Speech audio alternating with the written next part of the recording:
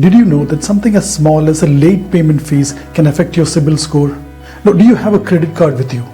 Do you have a credit card that has an outstanding with you? Credit card is a double-edged sword, and if you are not using that with discipline, that can easily chop your head off.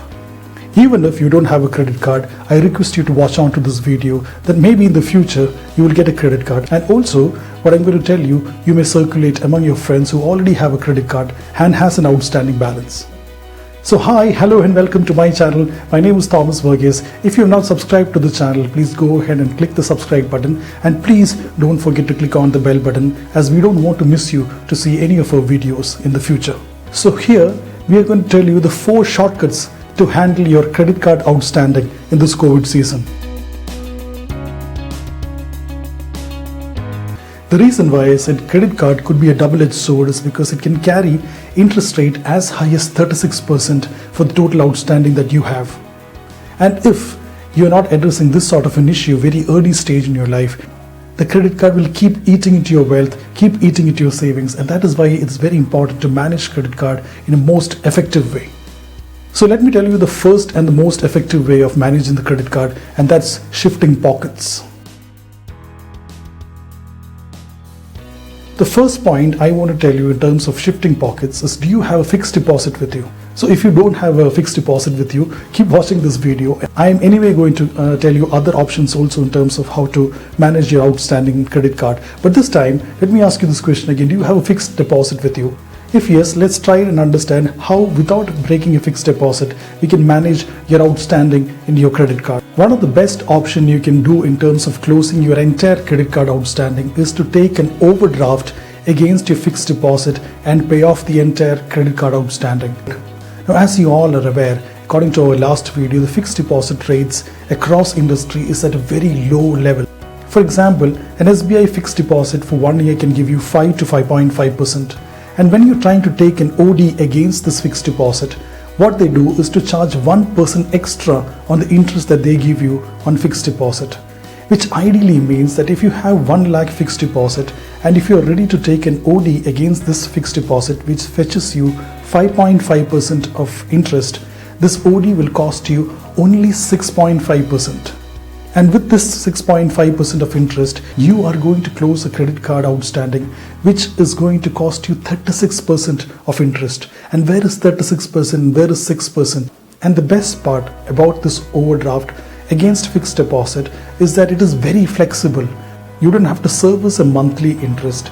All you have to do is to renew this OD even if you don't have money to close it initially. So effectively, at this thought process, what we are trying to do is to make our resources work for us in the best way. You have a fixed deposit, you have a credit card outstanding, you don't want to lose your fixed deposit. At the same time, you don't want to keep paying 36% for your credit card throughout your life. The best way to do is to take an OD against this particular FD, pay off this credit card, which does around 36% of interest to you, and be debt free at that point in time, and thereby also increase your credit score straight away. These kind of processes happens the same day, which means that if you are applying for an OD against your fixed deposit, the bank will credit you the amount on the same day itself. It is not a tedious process at all. These days, you get to do the same thing online, and you don't have to visit the bank even in these COVID times. The second option that we have in our hand in terms of closing your credit card outstanding is balance transfer.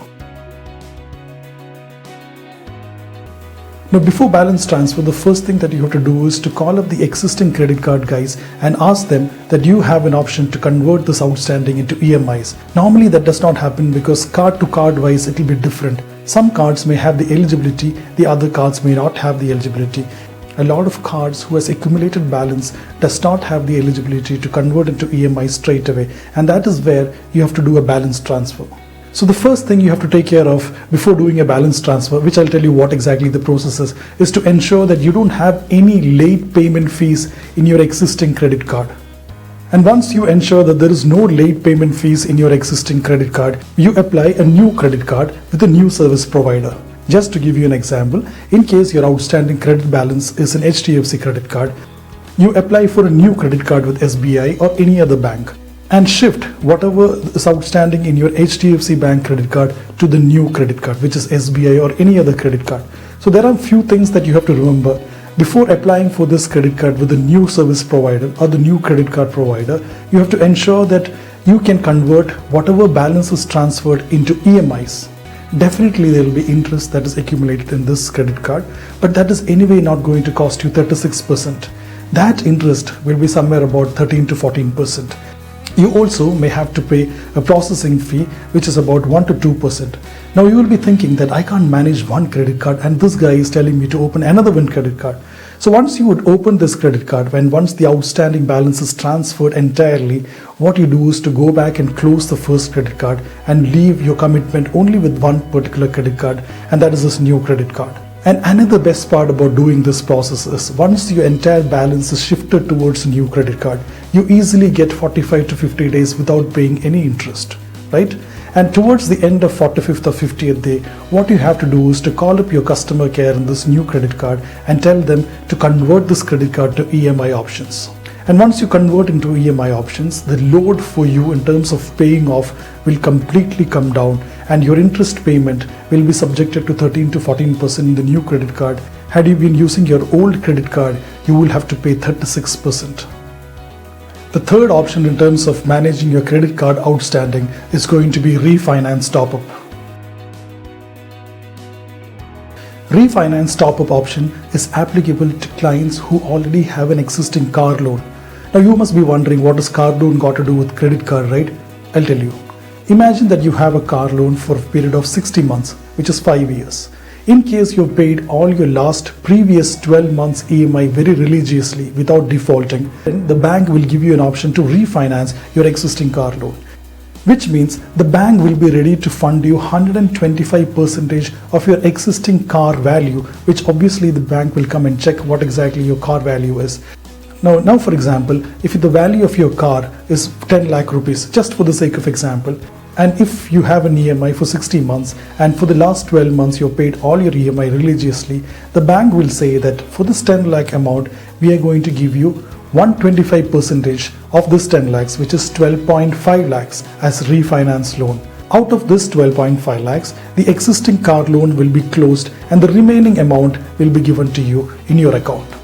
Now, in case you have opted for a period of interest payment of 7 years, which is 84 months, you may have to pay your interest for the last 18 months religiously. So ideally, this means that you already have an asset, which is your car, and you have a loan against this asset, right? So what we are trying to do is to top up this particular loan itself and then get that form of refinance in your account as cash against your asset of that of a car. And this happens interest of about 12 to 12.5% across industry. The point is to effectively utilize all your resources you have. The first case, it was a fixed deposit, and this case, it's a car. So we have to be aware of what all kind of options the bank does funding and what is the best interest rate options against which you can close this credit card. Basically, it's shifting from one pocket to the other one, but in much interest effective way, so that your wealth does not get depleted, your savings does not get depleted, and you can keep improving your CIBIL score as well. The fourth and the last option is going to be the settlement option. Now, for example, you have a credit card which has an outstanding of 1 lakh rupees. The bank is going to say that you pay 50,000 to 60,000 rupees only, and we are going to write off the other 40,000 to 50,000 rupees. Now, that is not advisable at all, but I am just telling you what is the fourth option in case you don't have any options. Now, the reason why I said it is not advisable is because it's directly affecting your CIBIL score. In the future, when you go and apply for a loan, this credit history will be affecting your CIBIL score, and because of that, your CIBIL score can even come down. Now, does it mean that that's the end of the world for you?